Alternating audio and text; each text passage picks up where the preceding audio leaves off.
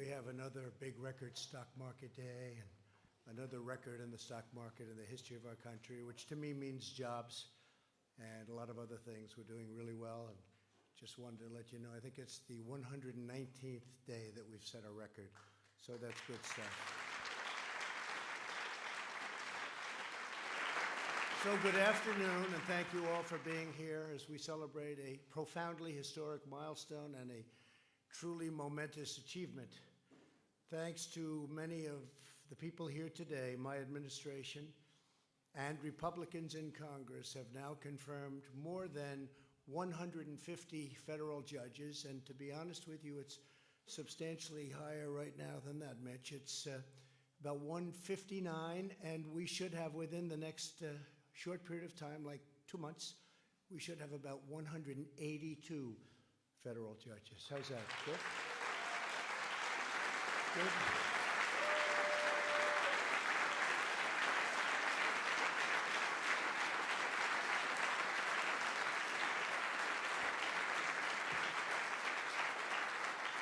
And I say often, percentage-wise, you'll never beat one man. We know who that is, right? George Washington, 100%. But in terms of, I'd like to say quality and quantity, we are going to be, I think, just about number one by the time we finish, number one of any president, any administration. So I want to thank all of you for the incredible job you've done. That's really fantastic. Thank you very much. That's a big statement.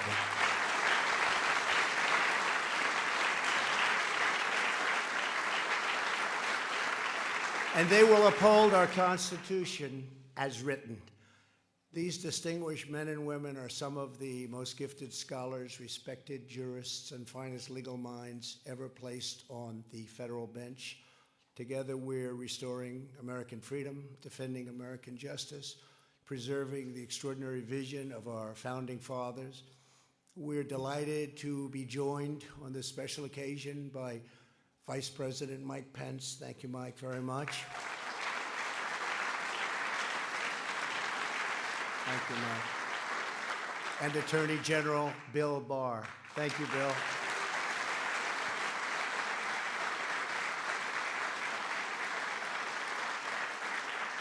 I want to thank some real friends of mine, too, and warriors. I have to say, warriors. We have a lot of great warriors in our party, and it's, I think it's necessary, frankly, to be a warrior.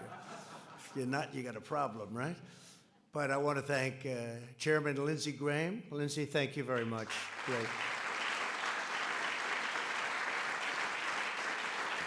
A very special man. This man is so popular in his state, I don't even think they're going to run anybody against him anymore. They've given that up. Chuck Grassley, right, Chuck?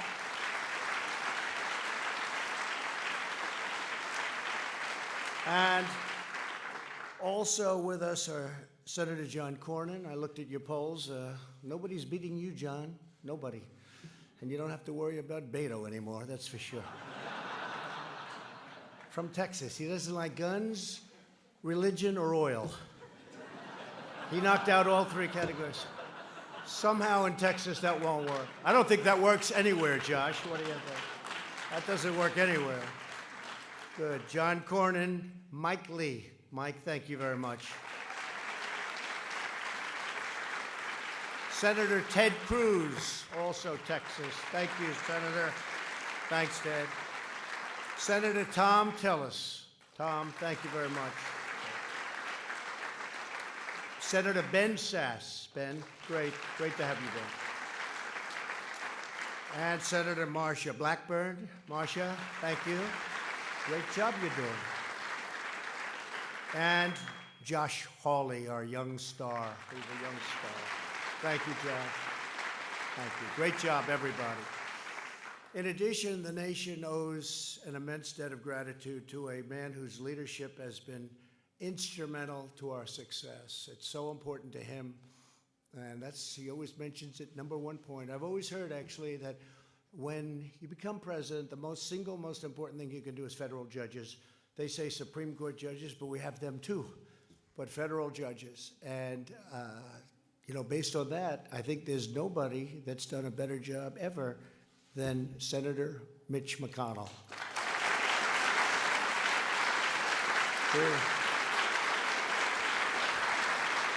two. Stand up, Mitch. Stand up. Come on. Stand up.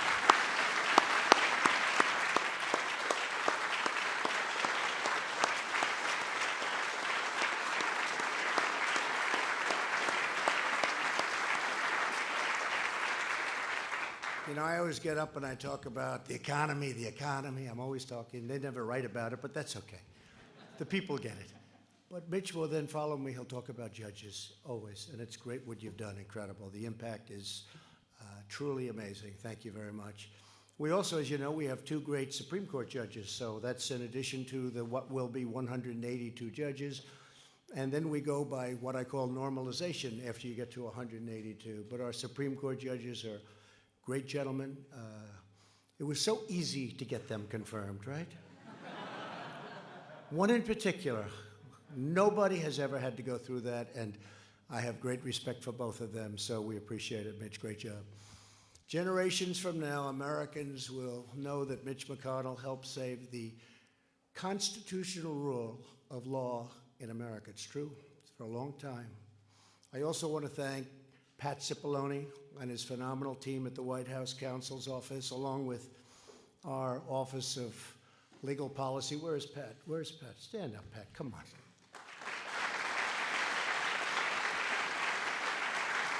He's the strong, silent type. Strong, he's very strong, silent. Great job you've done. Very great. I always wanted to be the strong, silent type, but it never worked out for me, Lindsay. Never worked out. I want to be, but it doesn't seem to work that way. But the Office of Legal Policy at the Department of Justice and the many friends and legal luminaries who have supported all of those nominees, and to all of the rest of you in the room, some incredible people in this room, great friends. In their wisdom and genius, the framers of the Constitution separated government power into three branches. Congress writes the laws, the executive enforces the law, and the judicial branch provides an impartial interpretation of the laws that applies to any case before them. This system was designed to protect citizens against the unjust concentration of governmental power. And I do say I think we're going through a very interesting time right now, if you must know, more interesting than at most other times. When judges assume the role of a legislature, the rights of all citizens are threatened. The great English jurist William Blackstone warned that if the judicial power were joined with the legislative, then life, liberty, and property would be in the hands of arbitrary judges whose decisions would be then regulated only by their opinion and not by any fundamental principles of law. In other words, the impartial and objective judge who is a faithful servant of the law is essential to the survival of American liberty. So it's really something. It's really something that you've all done. This is such a big moment in our history, and I think what I'm going to do is, as we go along, I'm going to ask a couple of you to say a few words, if that's okay, because I think it's appropriate. It wasn't in the schedule, but I think it's very appropriate to have a few speak. You have to promise it's going to be very quick and short, because the media won't stand for anything else. But I would like to get your views. I think it would be very interesting for all of us. In recent decades, our system has been under relentless attack by the left-wing activists who want to take the powers of the elected branches and give that power to unelected federal judges. They want to impose by judicial decree what they failed to win at the ballot box. Does that sound familiar to anybody? That's really familiar. When judges write policy instead of applying the law, they impose sweeping changes on millions of Americans without the benefit of legislative debate, public rulemaking, or the consent of the governed. As a result, these highly political rulings inflict painful damage on our security, society, and economy, imposing unworkable edicts on businesses, workers, families, and law enforcement really alike. They give many, many bad nights to many, many people, including presidents. we power through it. We have no choice. I will do everything in my power to halt judicial activism and to ensure the law is upheld equally, fairly, and without political prejudice for all of our citizens. So I'd like to, before going any further, I'd like to maybe start off, I think it would be appropriate if we start off with Mitch to just say a couple of words and how he feels about where we are and what we're doing. And we're going to go through a couple of our friends, if you don't mind. And to me, it'll be very interesting. Mitch McConnell, thanks.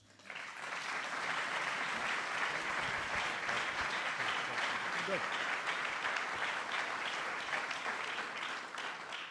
Well, Mr. President, I'm reminded of election night when I realized that not only had you won, but we had taken the House, we had held the Senate, and this was going to be one of those unusual periods where Republicans had all three branches. To show you how unusual that is, you go back 100 years, only about 20 of the last 100 years has our party had all three.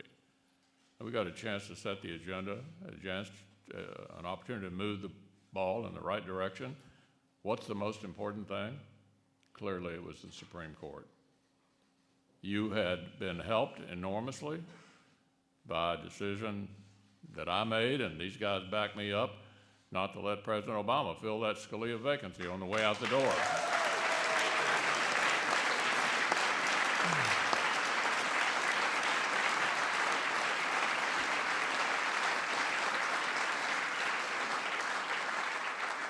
And boy, you didn't blow it. Neil Gorsuch is an all-star, isn't he?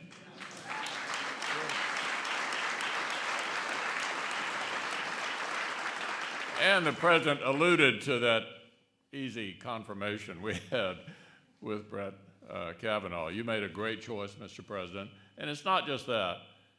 The circuit courts, where 99% of litigation stops, are full of bright, young men and women who believe in the quaint notion that maybe the job of a judge is to follow the law.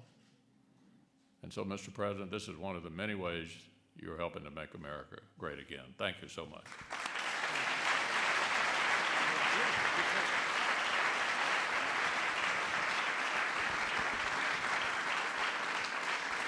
Thank you very much, Mitch. You know, it is true, when I first came to office, because of what I said before, that I've always heard how important it is, the choice of judges and the number of judges. And in my first day, I said to one of our assistants, how many judges do I have to pick? How many are there? And I figured I'd hear none or one, maybe two. They said, sir, you have 142. I said, no. Tell me truth. I want the truth. That was it. And I say, thank you, President Obama, very much. But it was 142 empty slots, and nobody can believe that. And I couldn't believe it and didn't believe it, but now I believe it, because now we've got so many approved, and we're going to hit that magic number. And then it's going to be a lot more from there, because you do have a lot of, through normalization, leaving and other reasons, retiring. I never want to mention the D word, the death word. I won't mention death, but that happens too. But we're going to be picking up a lot. A man that I have a lot of respect for, and everybody does in the Senate, Chuck Grassley. Come up and say a couple of words, Chuck. Come on up here.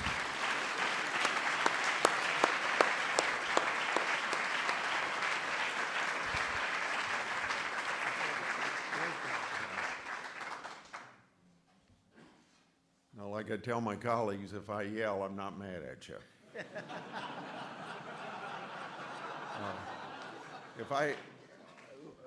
Let me say what set the stage for this before any of us had anything to do with this. You ran on a platform that no other president has run on to tell the type of people that you were going to put on the Supreme Court. And named 20 or 25 people, and that list is still out there. And it's made up of just the kind of people that Mitch McConnell's talked about, you've talked about, people that are constitutionalists. And you kept your word. And 20% of the people voted for you based on the proposition of the kind of people you were going to put on the Supreme Court.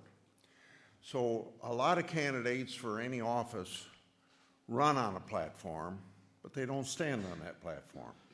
And I think what's important about not only the judges that you have appointed along the lines of what you promised the people you're going to appoint, but also a lot of other issues that you stand for. And the people of this country ought to be complimented that we have a president that said he was going to run on a platform, and he stands on that platform, and you've particularly done it for judges.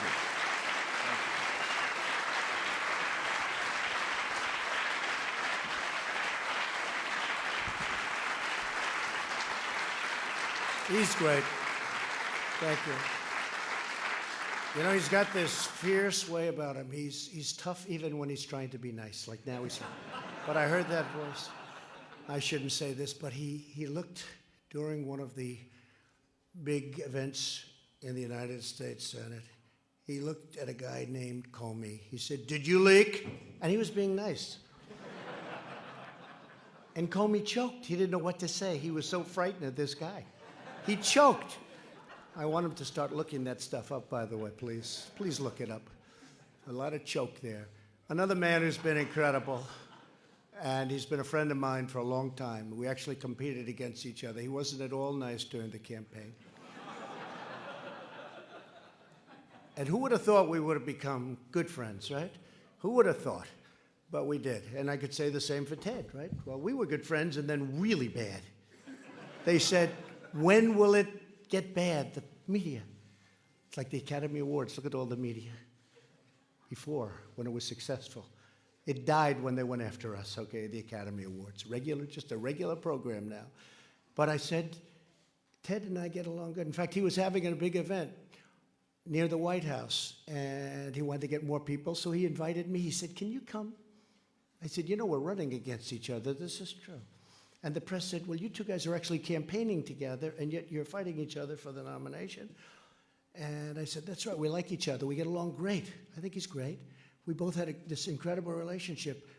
I said, "But don't worry. It'll end. And when it ends, it'll be really bad, probably worse than normal." And it was vicious for about 4 months, but then we have a great relationship again. It was a pretty bad one for a little while, right? They didn't even think how bad it would get, but it has been. It's been great, Ted. Lindsay, I'd like to have you come up and say a few words. You've been terrific. Thank you very much. Thank you. Well, in theory, at 4 o'clock, we're going to vote on 2 more judges. So I'll move this thing forward. So after I got beat like a dog, which he likes hearing, he called me over to the White House and said, "I'd like you to help me." I said, "I'd love to help you be a great president because you're now my president." And he says, "I don't have your phone number." And I said, "There's a reason for that." So the highlight of my campaign was when you gave out my phone number. If I did as well as my phone number, it might have been a different story.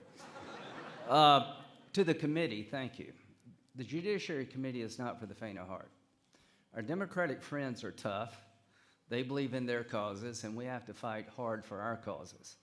But one thing I want to say about President Trump, the defining moment of your presidency for me was the Kavanaugh hearing. This room would be empty if we had failed Brett Kavanaugh. Brett Kavanaugh lived a life we should all be proud of. He worked hard, and the way he was treated was the worst experience I've had in politics.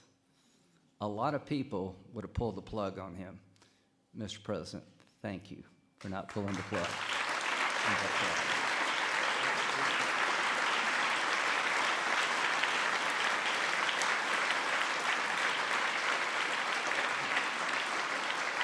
And let me tell you why it's important.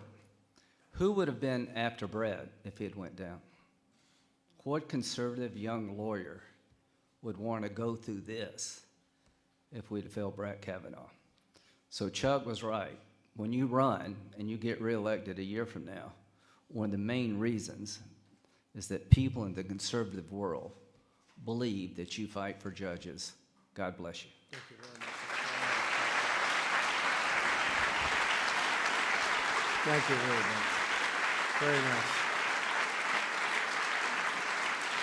But we can say that for everybody here. We had, I don't think any, look, I know you all very well. I don't think anybody had any thoughts of doing anything different, at least in this group. I will say, and that includes Mike. At that time, we didn't know Bill. He wasn't involved. Came at a good time, Bill. That was a tough time. But you know what? Nobody in this group, I will say though, and you know this, and Mitch knows this, there were plenty of other people that were saying, let's go to maybe another choice. And they didn't say it so nicely. And the people that you know very well, the people that you work with every day, but I can tell you, I know every one of you very well, and there was nobody that I think even thought about it in this group, right? So not anybody. And that starts with Mitch, because you never gave me the call, said maybe we can do it an easier way. But I told Brett Kavanaugh I picked him, and he was said 10 years ago they were talking about him. I would hear that he would be someday a Supreme Court justice. That was before I was in this wonderful life of politics. I could enjoy my life and think about all sorts of things. And they would say that Brett Kavanaugh is going to be a Supreme Court judge. And anyway, he was on the list. Leonard Leo, thank you for being here. We had a list that you worked on very hard, and others.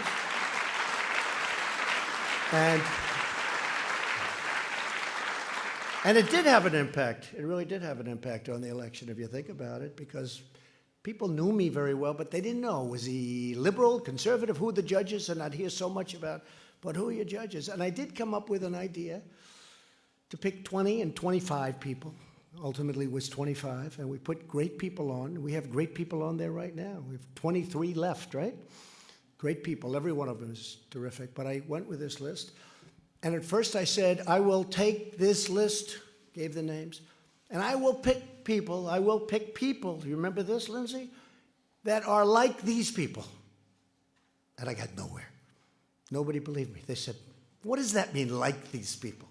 I said, no, they'll be like these people. And I was being hammered. They said, say it, President, to a potential president. I said, okay, it will only be these people. And that's what we have, and that's where it is.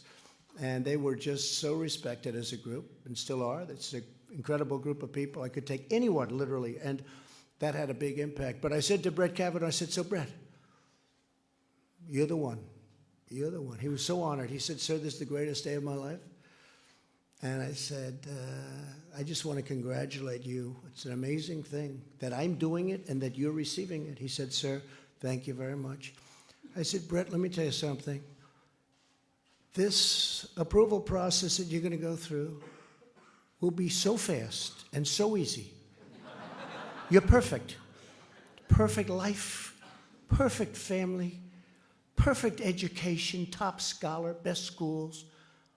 Brett, this is going to be so easy. Little did he know.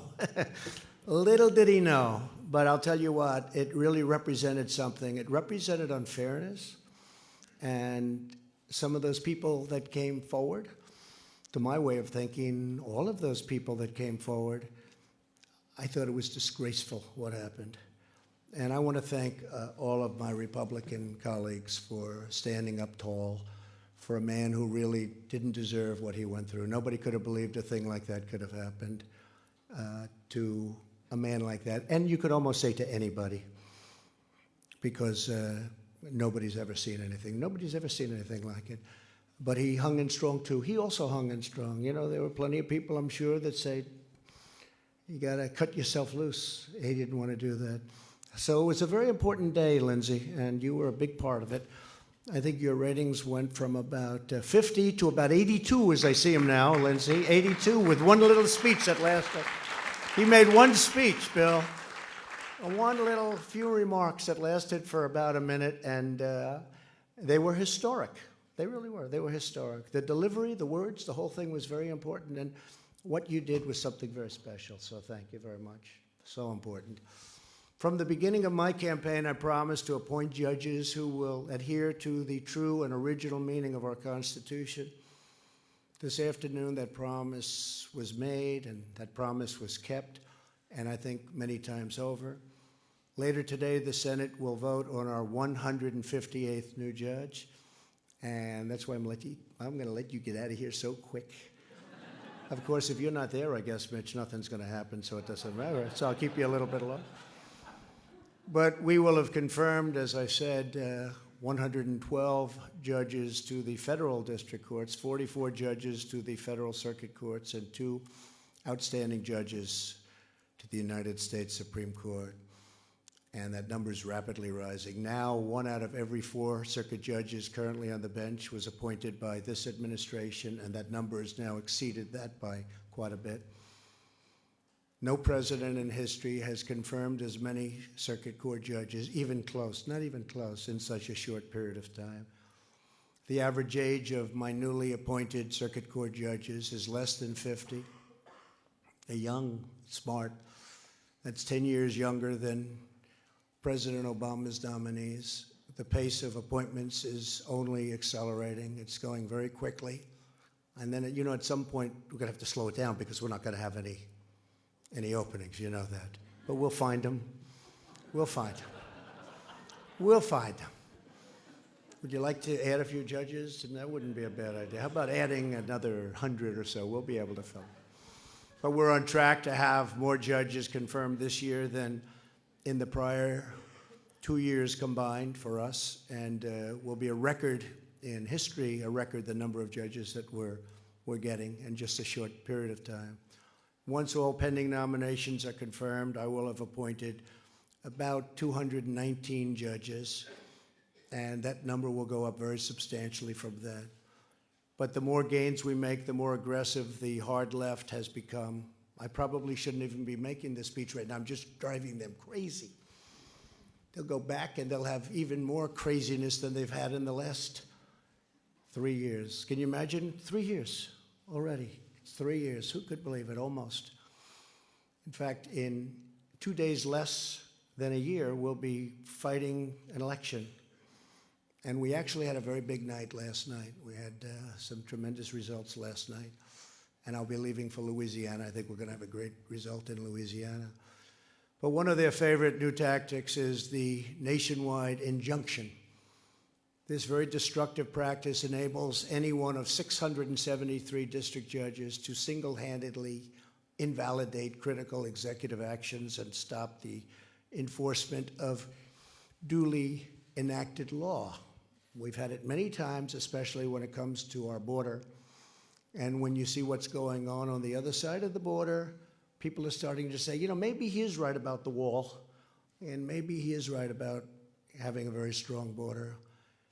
The other side wants open borders, which brings tremendous crime, and now people are starting to see. A lot of people have told me that over the last couple of days. They're starting to get the border thing. The activist left only needs to find one partisan resistance judge anywhere in the country to agree with them. On perhaps no issue have these district court injunctions been more brazen and damaging than in the area of immigration. In case after case, judges are prohibiting us from enforcing the plain letter of the law. And you know that better than anybody, the people in this room.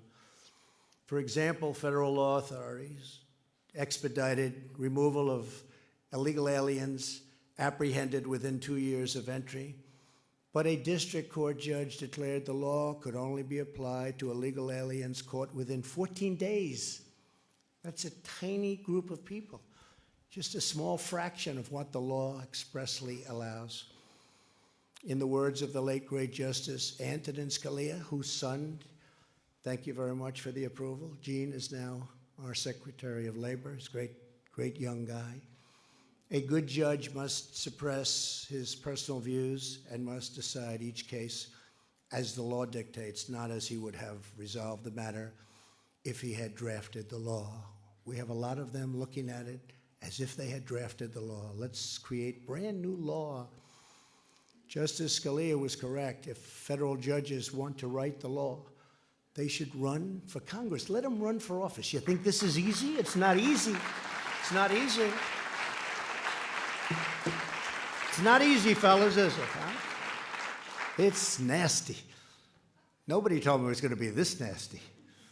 But that's what they have to do. Let them run for office and let them do what they're supposed to do. Let them do the job the way it's meant to be. In recent years, the left-wing assault on our Constitution has also become a personal assault on the nominees themselves. It's nasty out there. And you're right, Lindsay, one of the reasons it was so important was that people watch this and they don't want us giving up on them. They don't want us, oh, let's take the next one down the pike. That would have been easier, by the way. It would have been much easier, but they don't want to see that. Nominees have been attacked in hearings for their religious beliefs. Our entire nation was stunned by the cruel campaign of lies and slander and abuse that was hurled at Justice Brett Kavanaugh, but we refused to cave in, and the left-wing mob, we will never, ever allow that to happen, where we give up, where we cave in, even if it's by far the easy decision to make. When it comes to defending our freedom, Republicans will not back down. We will never, ever give up. While I'm your president, we will continue to nominate highly qualified judges who truly love our Constitution. And I know that Leader McConnell and Chairman Graham are absolutely committed to getting them confirmed quickly. And they have been going quickly. Of course, I'd like to get some other people confirmed too, please. Some of the other people, Mitch would say, well, we got to do the judges first, and I always agree with him. I have a lot of people waiting over there, but he says, I want those judges, and I agree with him. Every judge we have placed on the bench will hear thousands of cases over their careers. They will ensure equal justice for every party before them, regardless of age, race, income, religion, beliefs, or background. And they will safeguard the birthright of liberty that belongs to every man, woman, child in our land. But it is not merely their responsibility to protect and defend the Constitution. It's our responsibility as well. Every American shares that glorious duty we have inherited as citizens of the greatest and most exceptional country the world has ever known. And we have to keep our country as the greatest the world has ever known, because that great title can end if we are foolish and if we make mistakes. You see what's happening? You see what's going on? You see the statements that are made and the ideas being put forward. It would no longer be a great country, certainly not for very long. For the sake of our families, our children, and generations of Americans yet unborn, we will fight with all of our heart and soul to preserve, protect, and defend the Constitution of the United States and the immortal rights given to us by Almighty God. Thank you, God bless you, and God bless America. Thank you very much, everybody. Thank you. Thank you. Ladies and gentlemen, please remain in your seats as the President departs the East Room. Thank you.